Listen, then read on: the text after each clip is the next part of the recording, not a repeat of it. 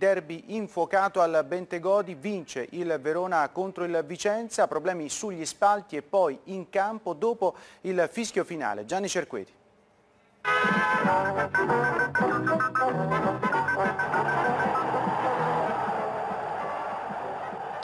Tre variazioni nel Vicenza di Beghetto rispetto alla gara interna col Grosseto. Rientrano Tonucci e Rigoni, fuori Pinardi e Zanchi, titolare a sorpresa Baclé, preferito a Paolucci. Mandorlini non cambia la formazione d'avvio di Torino, dove il Verona si è imposto per 1-4. 33esima direzione di gara in Serie B per Emilio Ostinelli della sezione di Como. Fase d'apertura, Taxidis su Botta, ha rischiato il giallo, il numero 77 del Verona al 6° minuto. Poi involontariamente Maietta con una ginocchiata colpisce il compagno di squadra Taxidis, taglio alla testa per Taxidis che deve proseguire il match con questa fasciatura.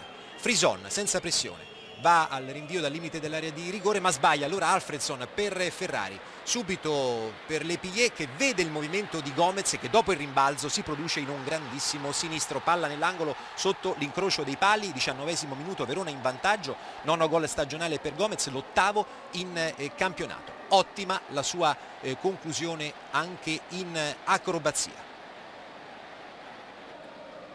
Poi Baclé, è ottimo il controllo. Botta, intesa con Abruscato che parte in posizione regolare, sembra fatta per il pareggio del Vicenza, ma Abruscato tira addosso a Rafael. Sciupata una clamorosa occasione per il pari da parte dei biancorossi. Gomez è in gran giornata, dopo il rimbalzo ancora un sinistro che costringe la deviazione in corner. Frison dalla bandierina all'altezza del primo palo, prima deviazione di Gomez, sul secondo Abate indisturbato, mette dentro per lui 5° centro stagionale, il 4° in campionato, distrazione collettiva della retroguardia dei vicentini. Dopo il secondo gol 2 bengala sono stati indirizzati da alcuni tifosi del Verona verso il settore occupato dai tifosi biancorossi, intervento poi delle forze dell'ordine. Intanto il Vicenza cerca di rientrare in partita, prima con la conclusione di Botta e poi lo stesso Botta invita alla deviazione di testa Rigoni che mette ampiamente fuori. Durante l'intervallo sulle tribune situazione sotto controllo, all'inizio della ripresa un tiro cross di Bianco che diventa insidioso, Rafael per l'angolo, poi Gavazzi pesca Abruscato e ancora una volta Abruscato addosso al portiere avversario, sembra incredulo lo stesso numero 10 del Vicenza che ha sciupato 2 chance davvero colossali e allora fuori Abruscato, dentro Paolucci, questa è la mossa di Beghetto. Corner per il Vicenza, forse una trattenuta di Abate nei confronti dello stesso Paolucci, poteva starci il calcio di rigore.